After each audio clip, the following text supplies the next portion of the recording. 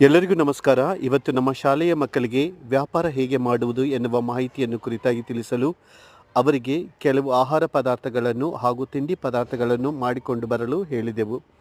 ಎಲ್ಲ ವಿದ್ಯಾರ್ಥಿಗಳು ಆಸಕ್ತಿಯಿಂದ ಪಾಲ್ಗೊಂಡು ಆಹಾರ ಪದಾರ್ಥಗಳನ್ನು ಮಾಡಿಕೊಂಡು ಬಂದರು. ಬಂದಿರುವ ಎಲ್ಲ ಪಾಲಕರಿಗೂ ಸ್ನೇಹಿತರಿಗೆ ಅವುಗಳನ್ನು ಮಾರಿ ವ್ಯಾಪಾರದಲ್ಲಿ ಲಾಭ ಹೇಗೆ ಗಳಿಸಬೇಕು ಎನ್ನುವ ಮಾಹಿತಿಯನ್ನು ಮಕ್ಕಳು ಪಡೆದರು.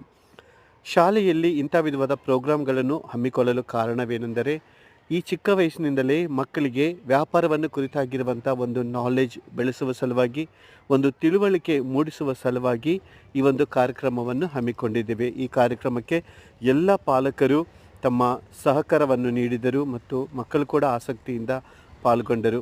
ಅವರವರ ಮನೆಯಲ್ಲಿ ಮಾಡಿಕೊಂಡು ಬಂದಿರುವಂಥ ಎಲ್ಲ ಆಹಾರ ಪದಾರ್ಥಗಳನ್ನು ಅವರು ಮಾರಿ ಅದರಿಂದ ಲಾಭವನ್ನು ಹೇಗೆ ಪಡೆಯಬೇಕೆನ್ನುವ ಮಾಹಿತಿಯನ್ನು ಪಡೆದರು. ಕೆಳಗೆ ಲಿಂಕನ್ನು ಕೊಟ್ಟಿರ್ತೀವಿ.